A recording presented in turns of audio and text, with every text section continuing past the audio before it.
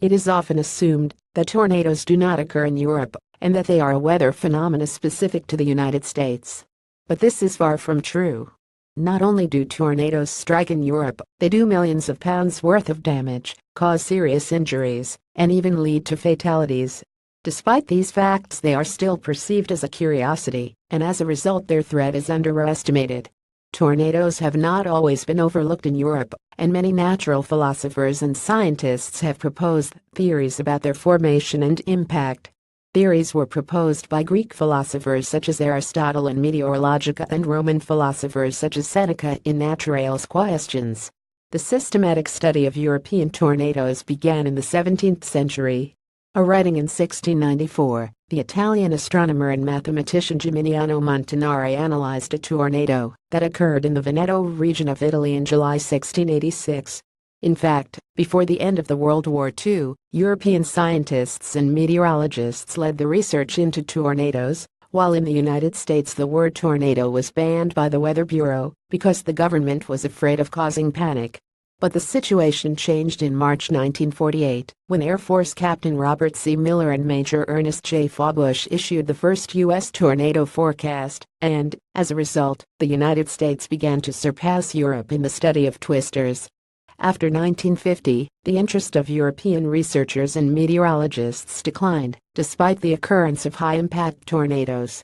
For example, in June 1967, 6 tornadoes resulted in 232 injuries and 15 fatalities in France, Belgium, and the Netherlands. There has also been regular less intense tornadoes doing damage throughout Europe, such as the ones that tore through several streets in northwest London in 2006 and Birmingham in 2005. Despite these incidents, there has still been a general lack of interest, resulting in a lack of tornado databases, which in turn lead to the threat being downplayed. Over the last 2 years, my colleagues and I have tried to change the general public opinion, and even the opinion of some researchers and meteorologists, concerning European tornadoes.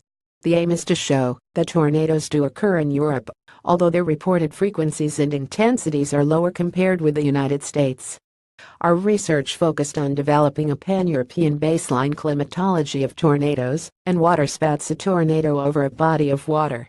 We synthesized tornado and waterspout observations across Europe between 18 million 2014 to understand the spatial and temporal distribution of these weather phenomena. A tornado near Jülich, Germany, in June 2016. According to meteorologists, the twisters formed along a squall line that spanned an area between Hamburg and the west of Flensburg. EPASTF. The synthesis was based on regional tornado sightings and articles published in peer-reviewed journals for 30 European countries, which contained 9,563 tornadoes and waterspout reports. These reports came mainly from Western, Southern and Northern Europe, with just a few reports coming from Eastern Europe, where databases were only developed after 1990. Collaboration is key. We showed that tornadoes in Europe need to be taken more seriously.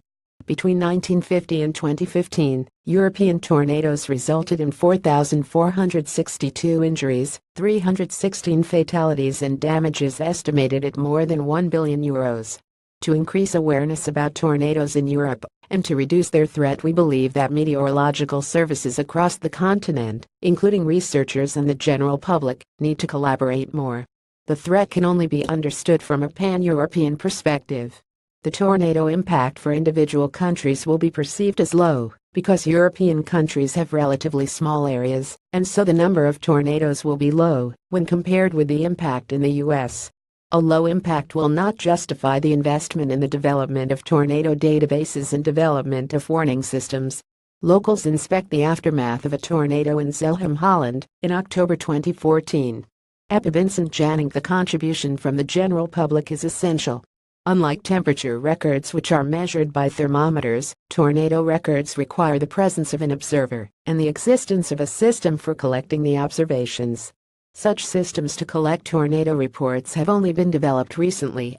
Citizen science projects, such as the European Severe Weather Database, where the general public can submit tornado reports which are then verified by meteorologists and researchers, are the most efficient way to develop a pan-European tornado database. After being virtually ignored for more than 60 years, tornadoes in Europe are again a topic of research and discussion among academics and meteorologists. Despite the increased awareness of tornadoes, there is still more to learn about their spatial and temporal distribution, and, maybe more important, about their impact.